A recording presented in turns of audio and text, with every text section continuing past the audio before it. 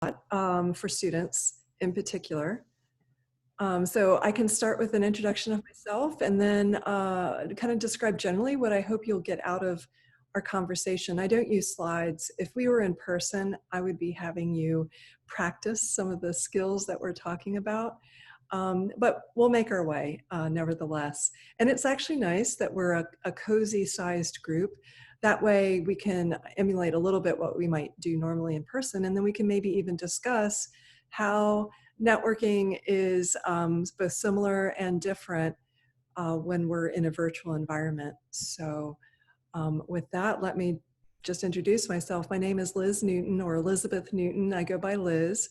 I have a PhD in solar physics, and I did research for NASA Naval Research Laboratory. I've been a principal investigator.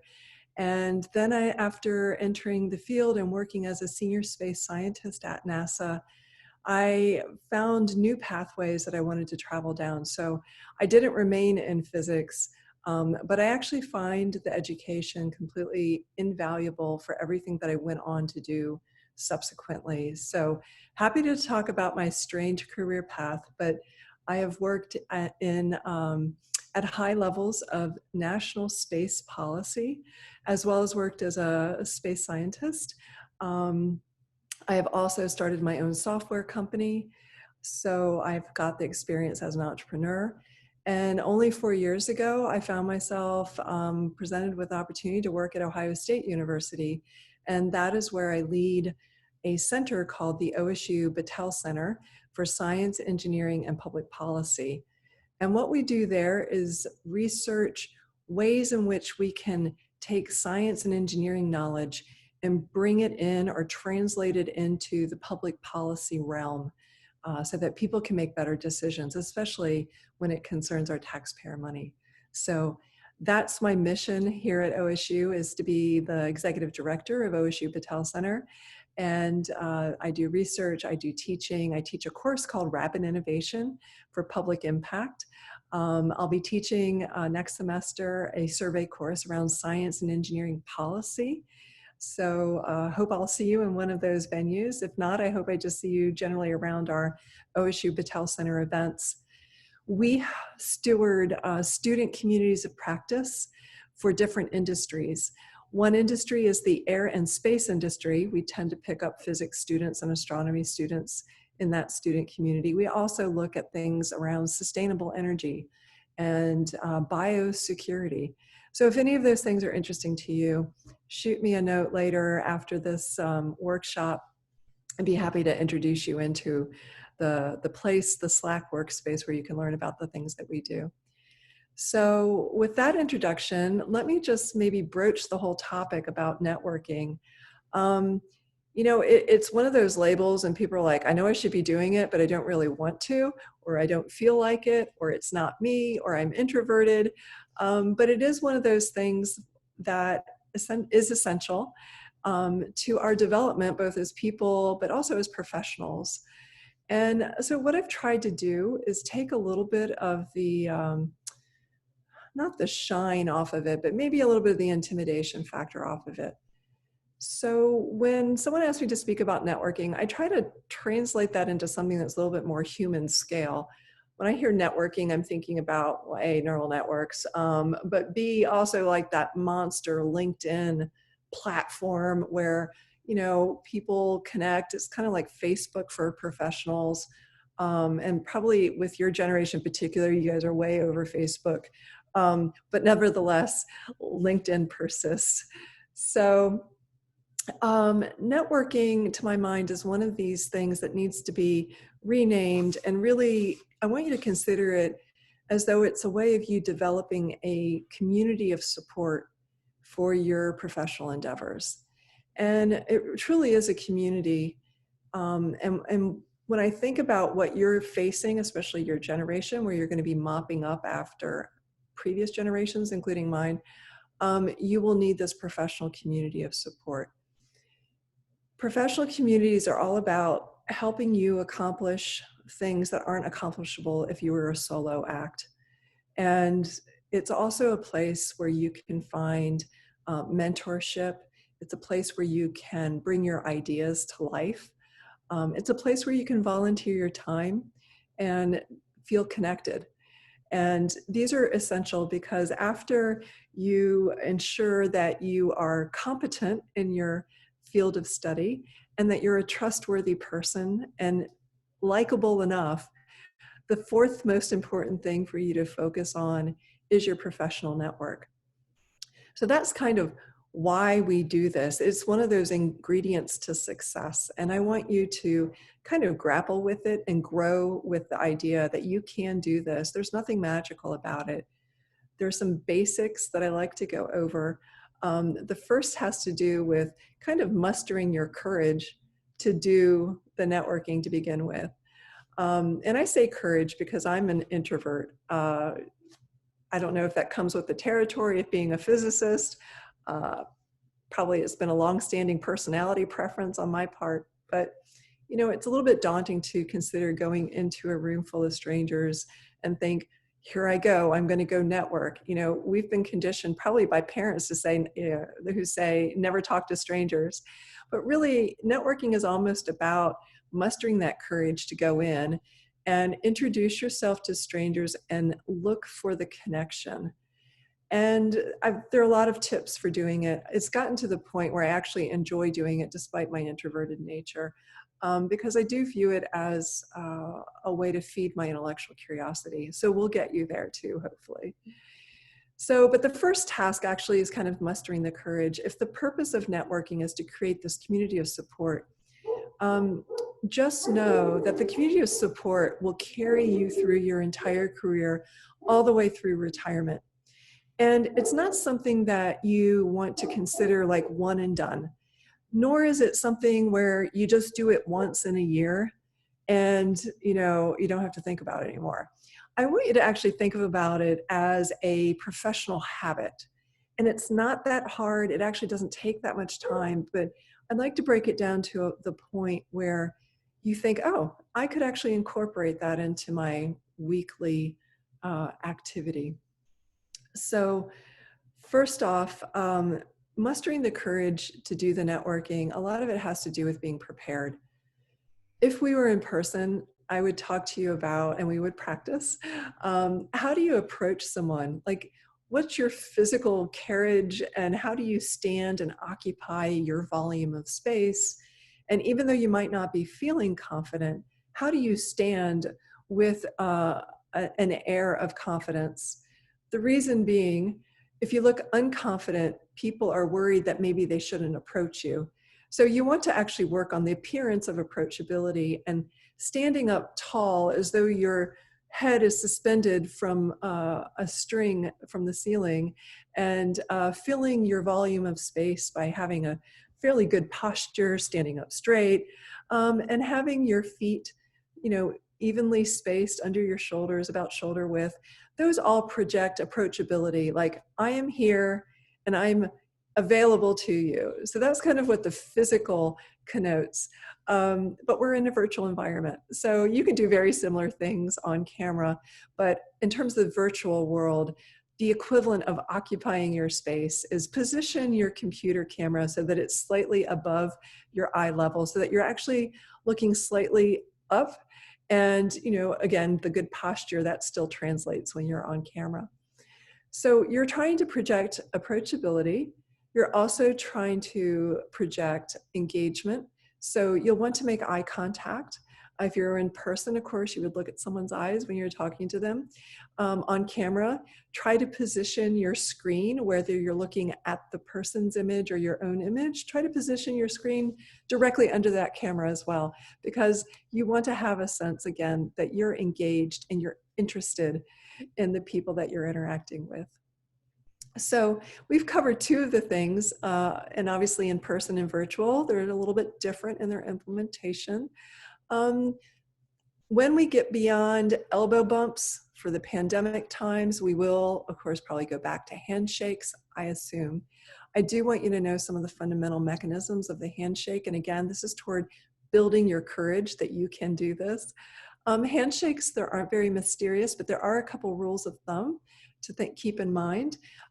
With your hand, you want to think about going web to web. If this is the web of your hand, your handshake is going to meet web to web with someone else's hands. You want to just gently then relax your fingers so they're slightly closed around the other person's hands, and then just do a single squeeze.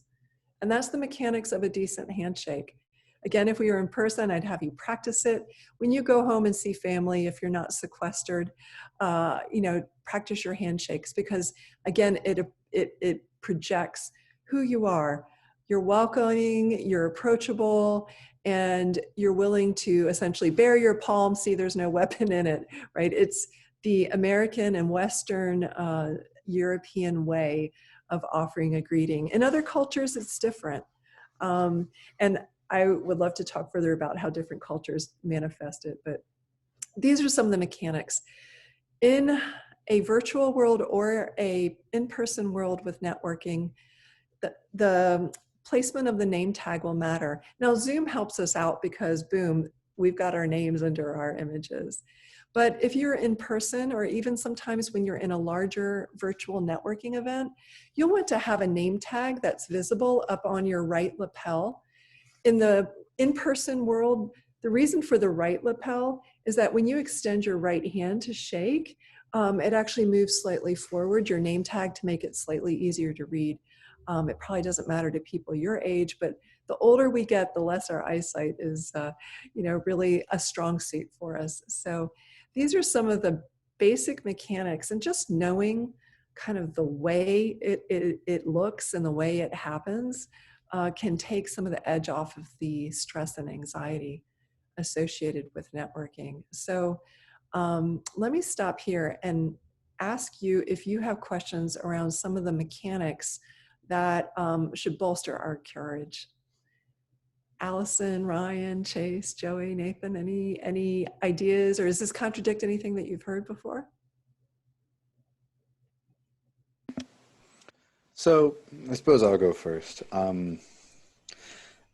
which is probably ironic given a networking talk that you should have the person who goes first ask the primary questions. But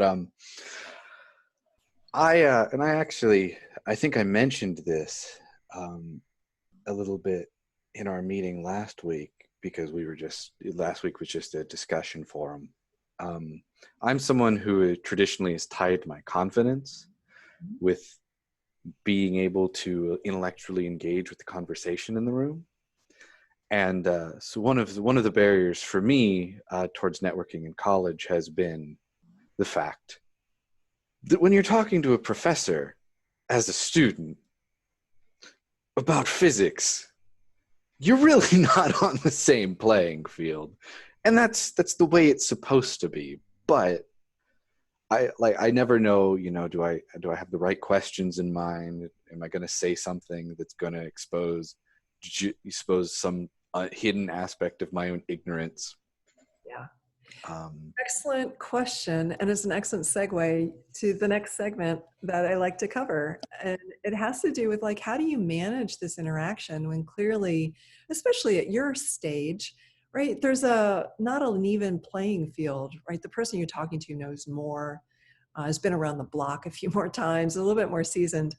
And I think it's important to recognize, for the most part, very few people are going to judge you.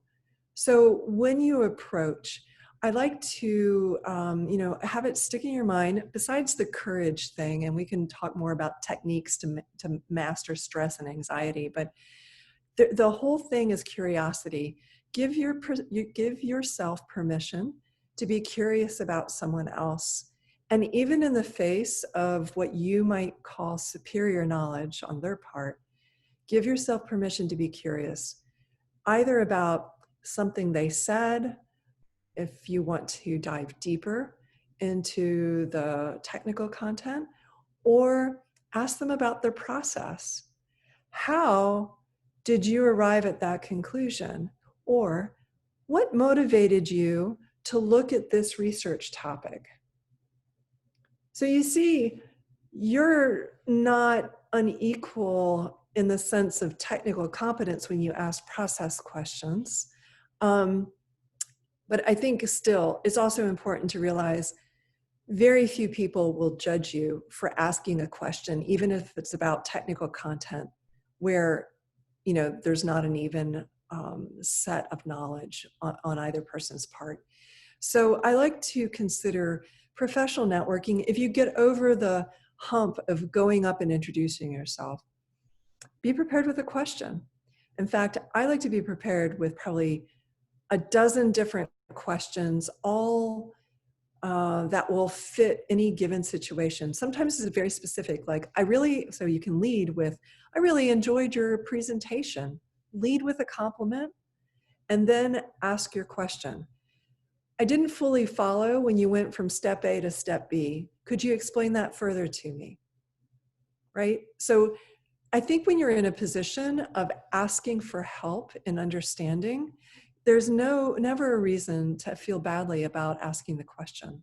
So getting that intellectual engagement is easy when you let give your curiosity permission to take the lead. You are smart people. You wouldn't be in the physics major if you weren't. You wouldn't be at OSU if you weren't. So give yourself permission to not be the smartest person in the room. In fact, that's a character attribute, a positive one. You want to be in a room with a lot of smart people, and you want to not be the smartest person in the room. There's study after study, research after research in terms of organizations, teams. The best people on a team, whether a leader or a follower, enjoy having other smart people around them. So you don't have anything to prove. You just need to let your curiosity take front and center and pose a question that's intellectually engaging, and the conversation will roll from there. So there are a couple pitfalls. I find either that students ask one question and then they clam up, or they don't know when to release the conversation, and after 5, 10, 15 minutes, they're still trying to keep it alive. So I would suggest, think about finding a sweet spot. If you've asked a good question and there's a good response, ask a follow-up and give yourself permission to ask 1, 2, 3 follow-ups. You'll be able to tell maybe the person seems less interested. That's the time to stop asking follow-ups. Or maybe you run out of ideas and all you can say is, thank you for engaging with me. I've learned something and I appreciate your time. Right? So you can close off a conversation. You're largely in charge of the length and quality of the interaction you have. So I like to tell students, you're not trying to solve world peace. So your goal in networking, get a little bit of intellectual engagement, learn something, feed your curiosity, but realize that the goal of the professional networking interaction, whether it's virtual or in person, is to get to the next interaction. So to do that, you need to ask for contact information. So you might say, as you go, thank you for spending time answering my question.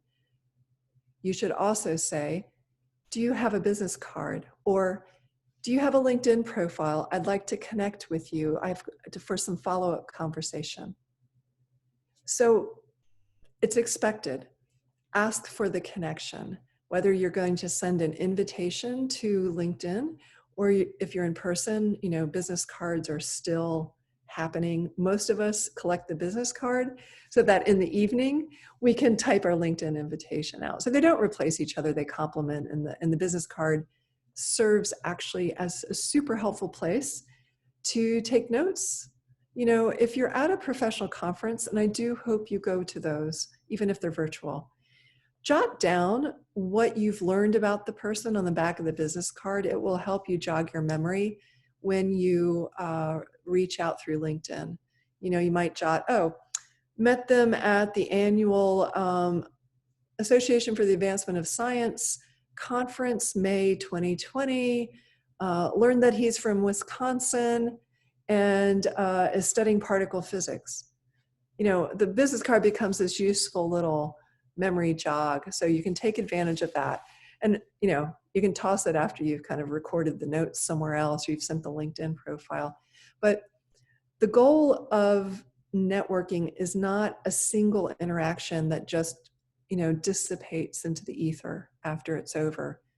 Your goal is to begin collecting people you know, and you may collect 100 of those, and maybe only 2 of them you might resonate with, and that's fine.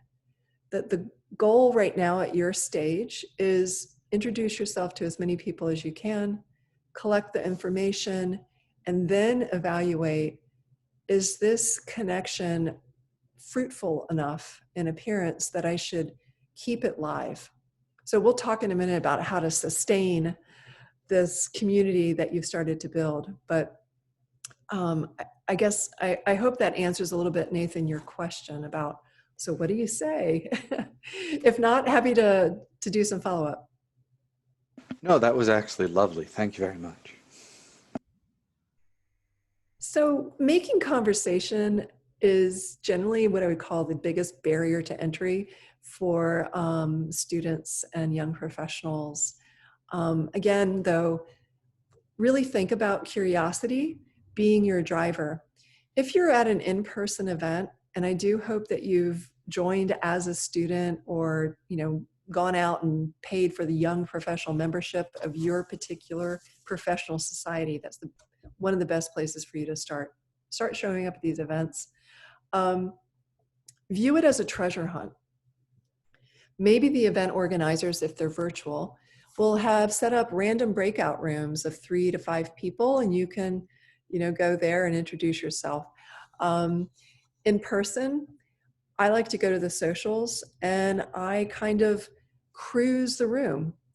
And I'm glancing at people's name tags, the organization they're from, or I'm looking for a face that I've seen up on the stage presenting. And I'm looking for an opportunity to go up and introduce myself and go, oh, you know what? I really enjoyed your presentation. Maybe ask something relevant to that presentation, or ask, so what organization are you with currently? How did you get there? Especially when you're at your age and stage, older people love to be helpful to you. So you can ask people about, how did you get into the field? Where did you do your graduate work? What has kept you in the field? What's your driving passion? Right? So these are just little conversational starters that you can use over and over again. And it's fine if you're being repetitive, because you're, connecting with different individuals each time that you use them. But when you do go back, and again, we'll talk about sustaining the network after you've kind of got yourself in the room and you've navigated it, but view it as a treasure hunt. You're looking for commonality in what you enjoy, what's the intellectual passion, area of study. Maybe it's geography. Maybe you both grew up in the same hometown. You just want to make yourself known. At this stage, you don't have to prove anything about how smart you are. You don't have to prove that your knowledge is equal to the person you're talking to. That's not at all the point. I think really you want to find a commonality so that when you start your career journey, you have people you can tap into. So with that, let me describe where you can find the people to tap into. Well, the first is, I'm really happy for you that you belong to this club, whether it's SPS or Physics Honor Society. Way to go, because you all are your first network. As peers, you're going to graduate and you're going to join an employer or organization, and ta-da, if you know each other now, your network is now infiltrated other physics-based organizations. So take advantage of it. Try to really learn about each other, know a little bit about each other on the personal front, on the research front, or the study front, because you are going to be your best first network. And in the space student community that I work with, one goes off to work at SpaceX, one goes off to work at Air Force, one goes off to work at, BWXT to work on nuclear technologies, right? So the fact that they know each other now and they disperse means that your network has just grown exponentially. there may be times when in those organizations, there's an opportunity that you might be a wonderful match for. And you should never hesitate to approach someone, even if only an acquaintance, to go, hey, I just want to renew my acquaintance with you. If you recall, we were students at OSU together, and I was looking at your company's website, saw that they've got some job postings that I think are a good fit for me. So just put it out there. It doesn't matter how well you know them or whether they're your best friend. Doesn't matter. This is kind of the acceptability of networking. You don't have to know intimately the people you network with, but there is reciprocal value. So you maybe want to go into this organization, maybe Naval Research Laboratory is doing some amazing physics work, and you want to apply. Maybe it's an internship, maybe it's a graduate fellowship, maybe it's a job. So take the acquaintance and introduce yourself and find out as much as you can. That person becomes a source of what I call situational awareness. They can help you get the lay of the land. They can tell you, well, here's how the company is organized, and here's who who's leading that program, or here's the HR contact, right? So when you're out job hunting, I want you to think about the resume and the website are never enough. I want you to go to the relationship level and look for the person there who can give you some inside information or some feedback on how your resume might be read by people on the inside, or what the state of the company culture is like. These are so useful for you. It's just like a rich abundance of intel that I want you to be able to leverage. It's quite likely you get into your first job after graduating OSU and you're like, oh my God, what have I done? This isn't really feeling good. This isn't a good fit for me. Not sure I want to stay here. You know, these are times when your network helps. Either they can help you bridge to a different position, or maybe they can provide you with a little bit of the coaching or the mentorship that makes you, oh, I can do this, or, oh, that's not as bad as I thought, or, oh, okay, well, there's a different part of this company that I actually might be more interested in.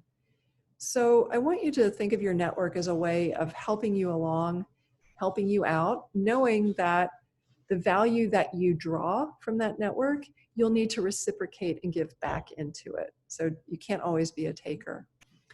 So with that, let me pause, because I've mentioned mentorship and I want to go back to that. But any questions perhaps about what I've talked about so far?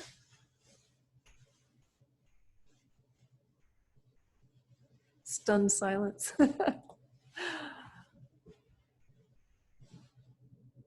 Okay, so let me ask you a question. Joey, do you have a mentor in physics or occupations related to physics yet? I have a PI. Good. PIs can serve as mentors, yes. Mm-hmm. How about you, Aditi? No. No? Anyone you're targeting yet?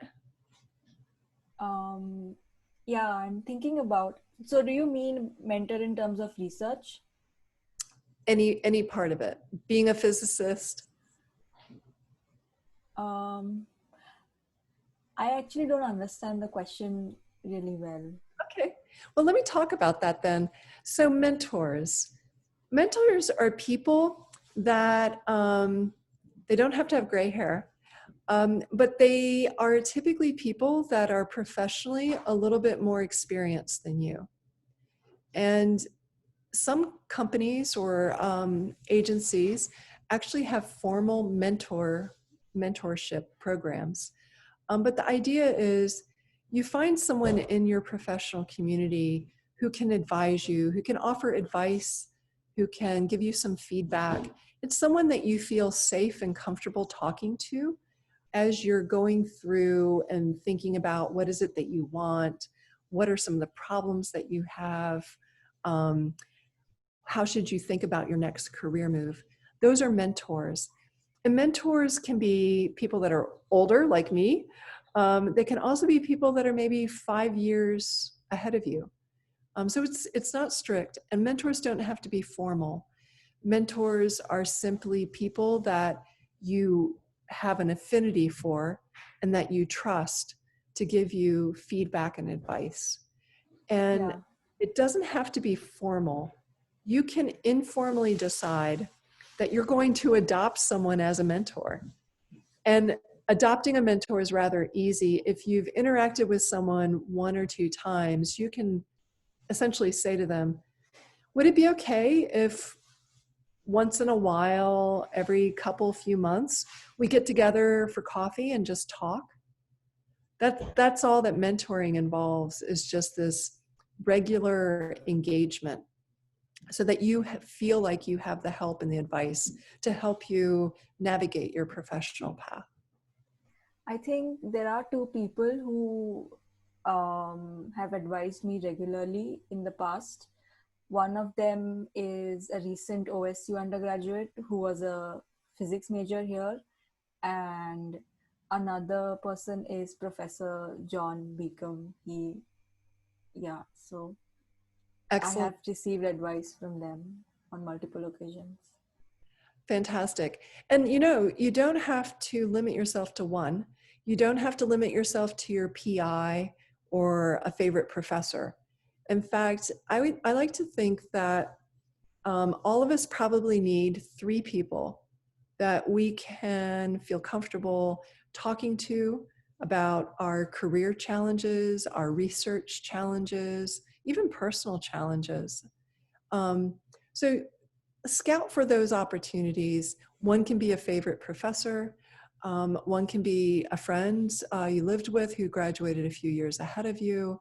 You can even adopt a mentor if you interact enough virtually and the person just happens to be in an organization, or even your own employing organization. So, once you do the hard work of learning the mechanics to get your courage up and then letting your curiosity take the lead, sustaining this network is super important. Adopting someone as a mentor is a way of sustainment. Linking on LinkedIn is a good way to hardwire the connection, but it will be up to you to periodically reach out to ensure that there is a continued conversation. So maybe we talk a little bit about how to sustain the connection once you've sparked it. How do you keep it going? So I guess the first is set your expectations. You really can't sustain a network of 40 people. You don't have enough time in your life to do that. But you can sustain a network of probably 10, and that's sufficient. And know that some people will be close to you sometimes in your network, and sometimes they'll just kind of fade away and you'll add new people. So think of it as a continually refreshing group. But what you want to do is have a regular bit of contact. A couple tricks or techniques for sustaining that contact include, if you read an article, or maybe you even wrote a paper with your PI, share the good news. Like, hey, I've been thinking of you. I thought you might be interested. We have published this paper in Astrophysical Journal, and I'd like to share it with you. So sharing information, sharing good news, passing along articles that other people have written and asking their thoughts about it, asking people to give you feedback on your resume. That's a great technique for building your network because you get people invested in your success. So these are all little techniques that keep the network fed and watered and hydrated. So just think about ways, come up with little excuses to do a reach out. And they're not hard and they're not time consuming. It's just like, oh, light bulb. I was reading this article in Physics Magazine, and it made me recall that you were working on something similar. I hope you're well. Here's the link to the article. Let me know what's going on with you. So I've just composed this email. It took me 3 minutes, and you've hydrated your network. So again, you can't do this for 40 people. It would be like your 8-hour-a-day full-time job if you were to try to do that. But if you just kind of set a goal for yourself that once a week, you're going to do a touch point, that's fine. You know, if you get really friendly with some of the people in your network, it might be a text message. Hey, just checking in. How's life at this laser facility where you work? You know, just put it out there. And again, lead with curiosity. You know, one of the things about human psychology is people love to talk about themselves. So it's always a win if you use conversation starters, and the questions kind of lead to deeper engagement. So ask me a question about sustainment. What do you find particularly hard about sparking the interaction that leads to incorporating someone in your network, or the actual incorporation part, or how do we keep it going once you've done it? Which one poses the biggest obstacles for you? I think for me, it would be keeping it going. Yeah. Mm-hmm. What about you, Ryan?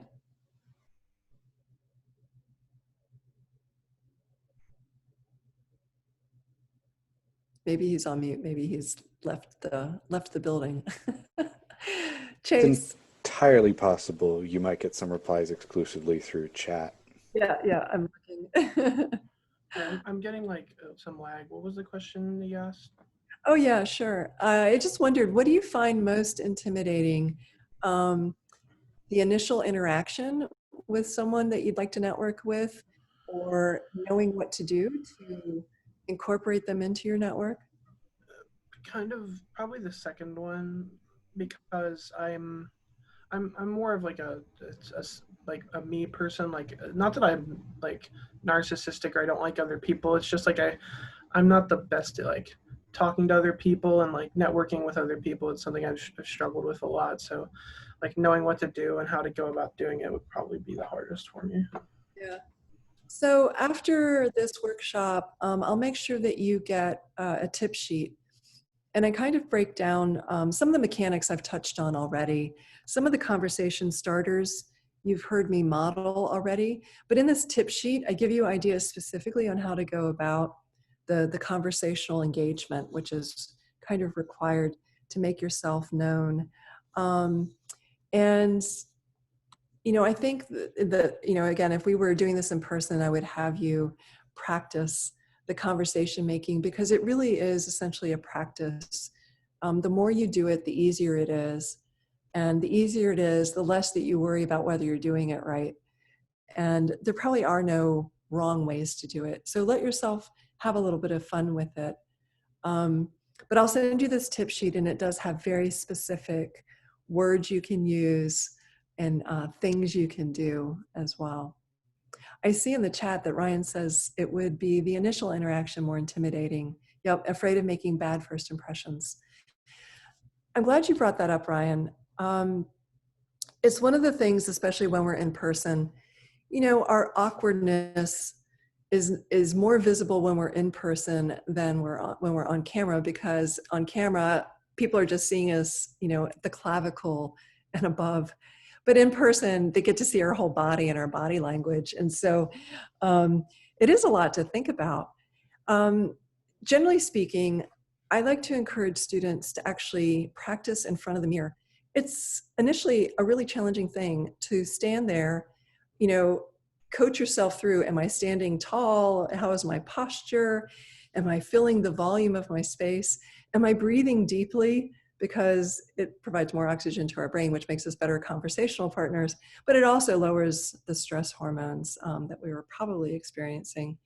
A lot of times our heart rate is elevated. Breathing deep, taking, you know, counting our breaths also helps like lower our blood pressure and lower our heart rate. But yeah, so intimidation is natural. Worrying about making that first good impression is natural. So some of the things that help relieve a little bit of that stress, you know, dress the part. People will see how you dress and take it as a reflection of your respect for them. So if you go through the effort to look coiffed, like your hair is combed, your hair is maybe cut or styled, your clothes are neat, your clothes are clean. If it's professional with an eye toward job hunting, maybe you wear a little bit of a dress shirt or a blouse if you're into that. So, there are a lot of ways to kind of dress the part, and just going through that motion can actually prepare you mentally and physically for what is generally a little bit of a stressful period, a little bit of a stressful exercise. So, go through those motions. And again, in this tip sheet that you'll get, I kind of enumerate some of these techniques. I talked about talking to yourself in a mirror. Look at yourself in the mirror. Look at how other people will see you. And then I want you to actually practice talking to yourself. If you can get over the awkwardness of talking to yourself in a mirror, talking to another person is a lot easier, to be honest. So there is a psychological trick where you can actually coach yourself in advance of a major event when you're walking into a room full of strangers, where you go, I deserve to be here. I deserve to be curious about the other people in the room, and I deserve to learn, because on the other side of this experience, I'm going to know more people and I'm going to know more things, and that's a good thing, and I deserve that. So if you can just give yourself a little positive pep talk out loud in the mirror, it actually does a lot for you. I want you to run the experiment. I actually have a student where I had invited my students to a reception where we had moonwalkers, Apollo astronauts in the room. I had company CEOs. I had top brass from Ohio State University in the room, and I invited the students, and I dressed the part. We went over networking. We talked about how to approach someone and just introduce yourself cold with a smile. And I had one student who came to me afterwards, or not afterwards, beforehand, and it's like, every time I think about doing what you've told us, I just want to vomit. I'm like, well, we can't have you spattering the moonwalker's shoes. So I want you to stand in front of the mirror in the bathroom when you start to feel like a little bit overwhelmed by the situation. Just tell yourself, I deserve to be here. I'm going to do well. And he was amazing. He was amazing in the room. He worked the entire room.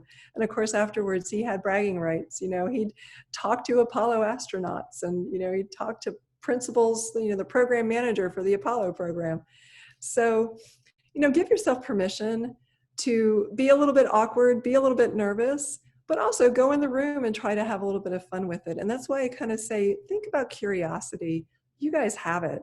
Just put it to the fore and ask questions. And afterwards, without question, everyone you interact with will go, that was a really bright person. They were so self-possessed. You may be quavering on the inside, which is frequently what's going on with me, but you can manage the appearance of it.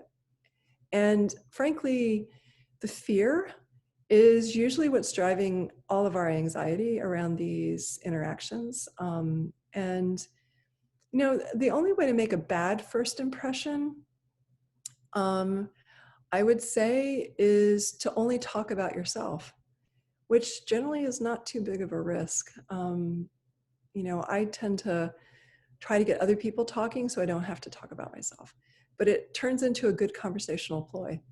So really, the only way to make a bad impression, I would say, is talk about sensitive topics. There's an old adage, do not talk about politics, religion, or sex in polite company. So I think that rule stands, certainly in this networking situation. If you only talk about yourself, yeah, that will make a bad impression. If you insult someone, I have seen that happen. I'm like, well, that was stupid. Okay, that will make a bad impression. Just kind of, you might think it, but think it in your inner voice. Don't let it come out your outer voice. And hopefully you don't think it at all, right? Because I would hope that you feel some compassion for someone who maybe doesn't understand something or is mistaken in their beliefs. So extend compassion as well as curiosity. But really, it's hard. I think it's hard to make a bad impression, especially at your age and stage. So take advantage of it. Yeah, I hope that goes some way to helping, address the nervousness. It's natural. I still experience it. But at the end of the day, one other thing, and again, you'll find this in the tip sheet, that I think will be very helpful to you. If someone forms on the basis of one conversation, 2, or even 3 conversations, if someone forms a judgmental or negative impression of you, very well, that might be on them and not on you. So I don't want you necessarily to own someone else's bad behavior. If someone treats you poorly in a networking situation, I don't want you to say, oh gosh, I must have done something wrong. I would encourage you to think that maybe that's their problem. Maybe they really are a jerk. And if that's the case, you don't want them in your network anyway. No loss to you. You found something out important. You don't want that person in your network. Or maybe that person's having a really bad day. And maybe just the timing of the question is off. Give them that, give them the benefit of the doubt, and just move on, right? There are other flowers for you to pollinate. So, I want you to think of these things as, again, lead like a treasure hunt, visit a lot of flowers, see what you're going to find. So ask me another question. Has anyone had a bad experience and struggled to know what to do with that? Have there been any like super bad network interactions?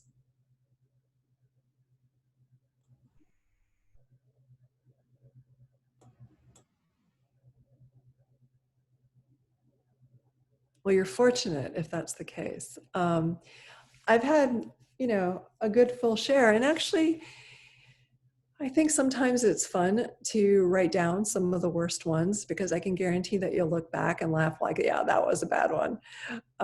So find some humor in the bad ones. There is going to be one. I have had networking interactions where a man from a different culture shook everyone's hand, and then when I extended my hand, he completely withdrew. And it was very embarrassing to me. And subsequently, in reflecting about it, I realized, well, okay, in his culture, he's not supposed to touch a woman who's not his wife. So it was embarrassing to me, but I also came to the conclusion, that's not on me. I shouldn't be the one who's embarrassed. It was a cultural difference, and he made me feel uncomfortable. But on the other side, we have some norms of civility where when you're in the host culture, you act as the host culture. So really it was on him. It was his gaffe, not my gaffe. I was in my home culture, and it would be normal to extend hands to a female. So that's one that pops into my mind. I've actually had someone go, well, that was stupid, at something that I said. Not necessarily that what I said was stupid, but in terms of a story that was being told, kind of judging that situation, the story that was being told.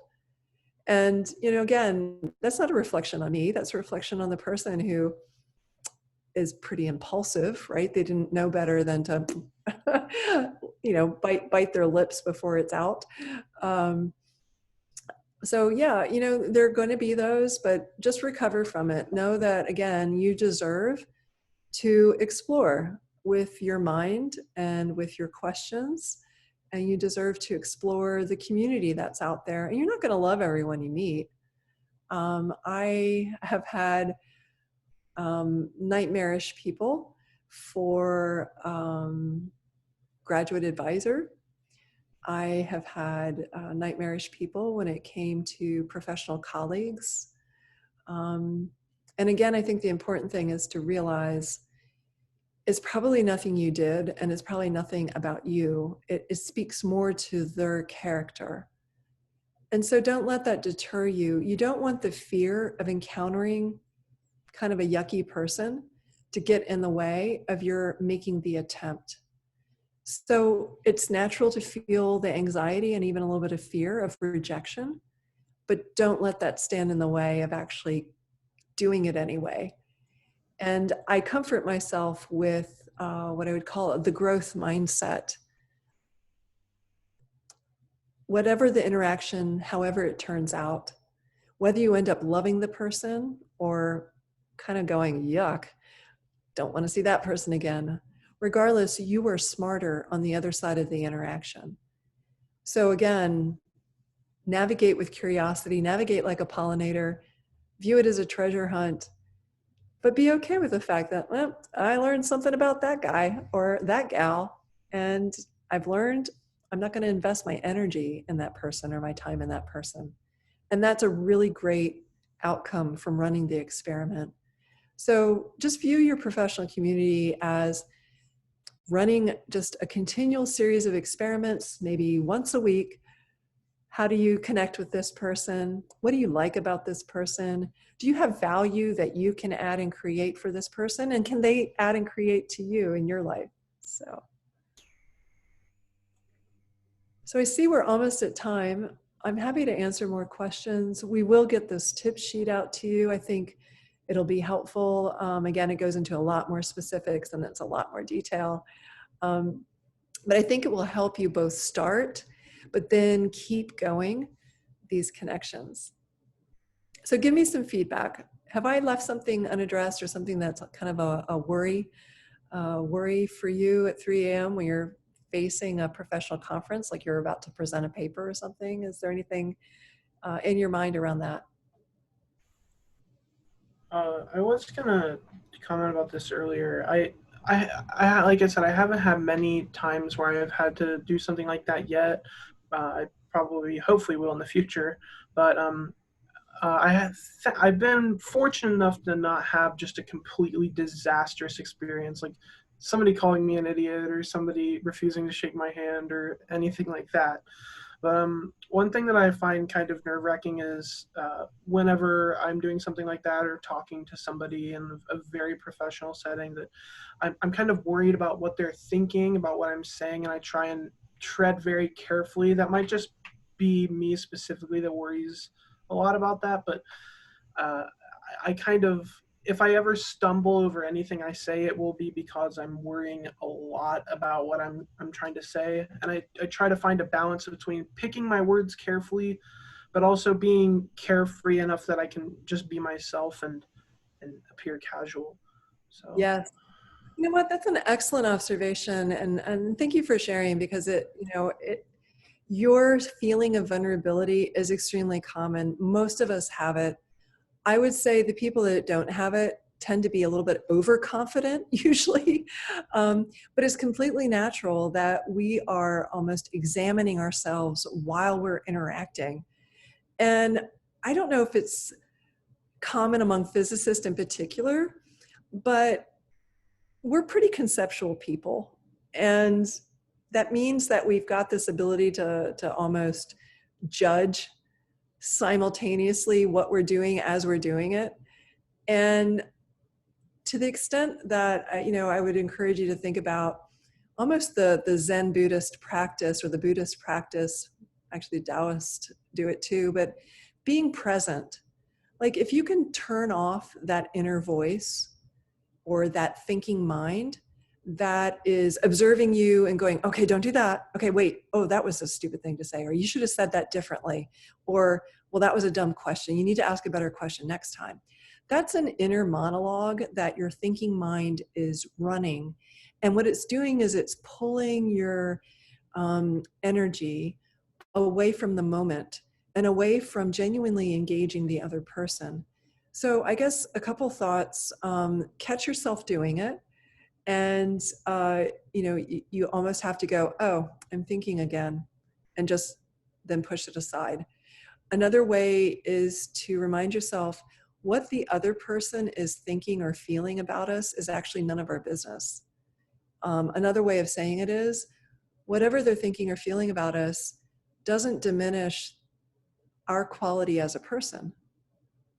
And I'm telling you this as though this is easy to do, but I know from personal experience, that's not easy at all to do.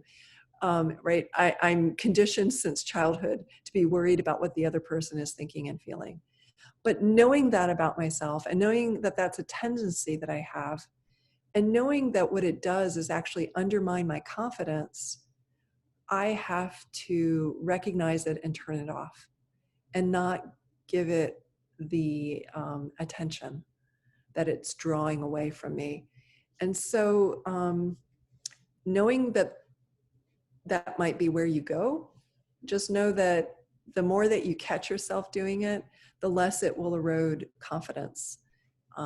But I feel really, really confident telling you this. You are a quality person, and you do deserve to explore the connections with other people. And if for some reason they don't like you, just think to yourself, so what? You're still a really good person, and you still are worth knowing, and it's their loss to not get to know you better. And again, I'm saying this as though this is easy, but I know from personal experience, like, no, my psychology doesn't necessarily work that way. But, on the other side of, or in my second half century, I'm here to tell you that there's very little risk associated with people not liking you or feeling, disinterested in you. Go be yourself. You're actually quite a wonderful person. All of you are. So just be comfortable with the fact you won't like everyone all the time, and other people won't like you all the time, but just go do it anyway, because you deserve to indulge your intellectual curiosity. You deserve to have a professional community of support. So I know easier said than done, but just some things for you to think about.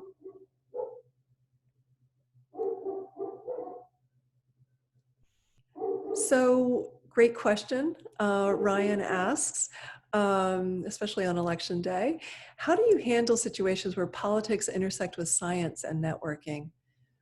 Great question. So, given my career, which has always been at this weird convergence of science and engineering and public policy, science and the funding of science is political. It's paid for by taxpayer money, which means that the priority assigned to which science gets funded is a political conversation. And it doesn't always make sense to us scientists, because we scientists want to think in terms of logic and rationality. And if we, proceeded in this fashion, then we would get this outcome. Well, politics doesn't work at all like this. And so it can be incredibly befuddling, aggravating, angering when we see politics kind of mishandling science, or funding the wrong science, or cutting funding to important science. Because we know the beauty of the science that we do, and we know the impact that our science could have on society. And so it's very, very, frustrating to realize that because it's publicly funded, politics is in full sway, and the results of the politics may not make a lot of sense to us from a very logical point of view. So when networking and political conversations come up, well, you're going to have to find your way on this one. It's a little bit of a personal choice. I tend to hold my cards very close to my chest about what my politics are. Politics are a reflection not of the fact that we necessarily have different values, it's that we rank our values differently. So we probably have the same values, it's just that your top 5 and my top 5 might be different. And politics reflects the difference in the ordering or the ranking, not necessarily in the members of the set. In fact, there was a global study that found that 93% of our values across cultures, countries, and generations are the same. And it's the 7% where we see the greatest discord, differences in politics, and disagreement. So think on that. I have found from a very pragmatic point of view, it's rare that making known your politics is useful to you. So I tend to hold my cards close to my chest.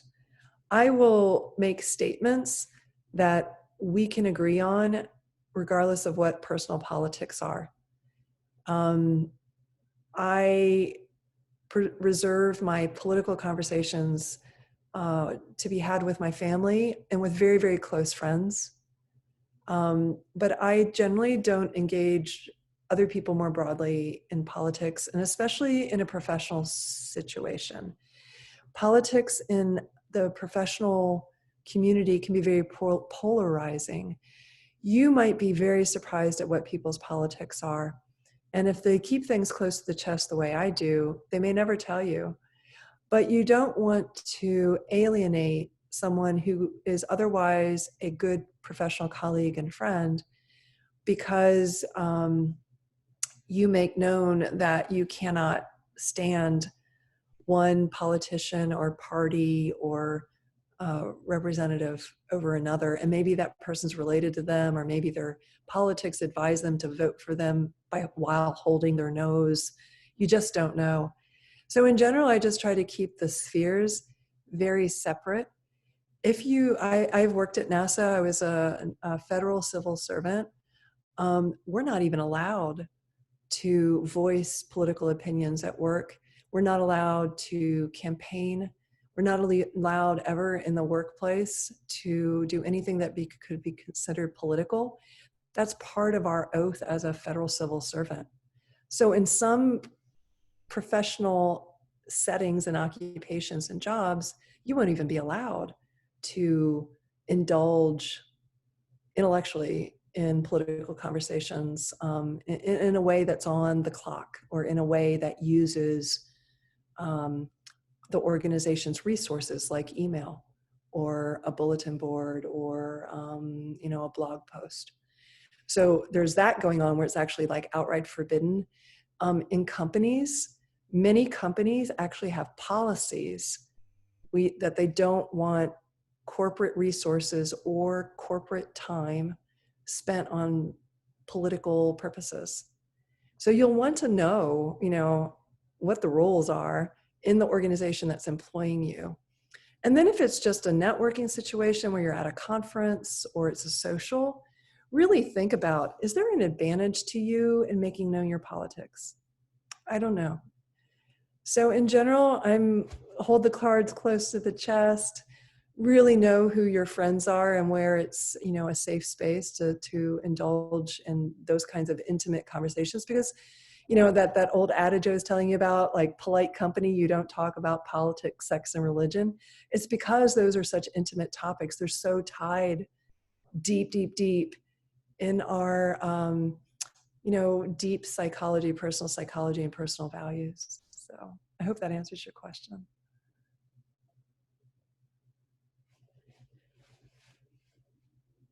So I know we're a little bit over time, coming up on 7:15.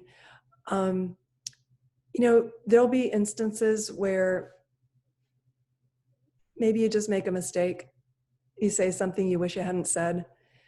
It's going to happen. It's happened to me multiple times.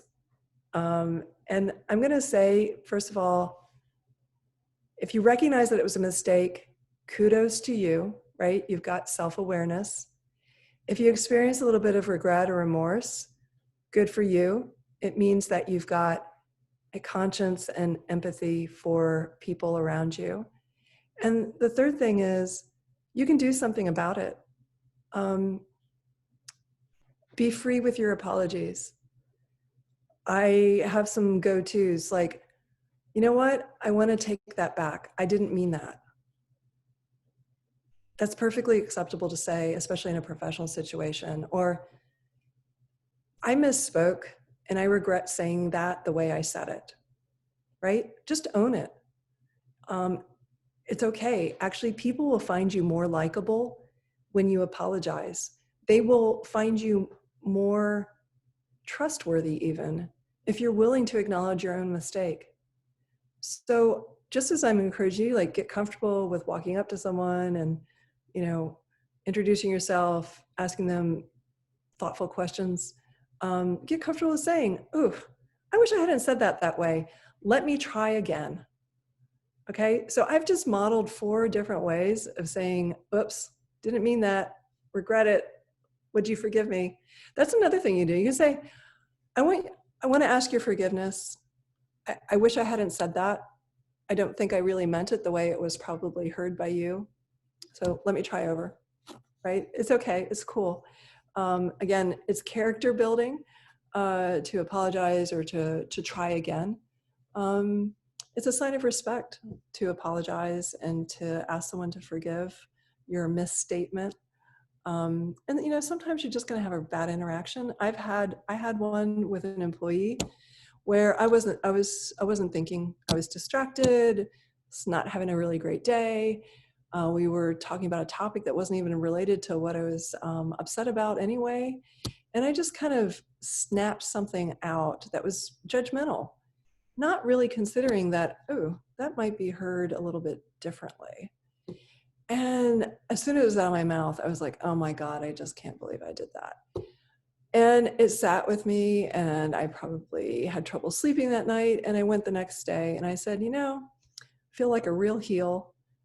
I said that, and I regret saying that because, first of all, it's not even something I fully believe. And second of all, I think it was probably hurtful to you, and I'm really sorry because I would never want to hurt you. And you know what? It's cool. And we're still friends. And that was 15 years ago. So stuff is going to happen. You can recover from it. No interaction is just a one and done. I don't want it to ever be a one and done for you. So that's how you build your community of support.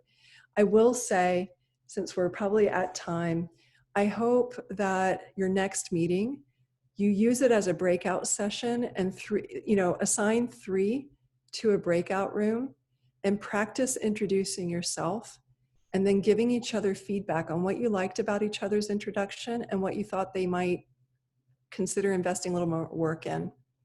We didn't get into it tonight, but get good with an introduction. Think of 2 or 3 sentences where you can basically communicate, here's who I am, here's what I care about, and here's what I'm looking for.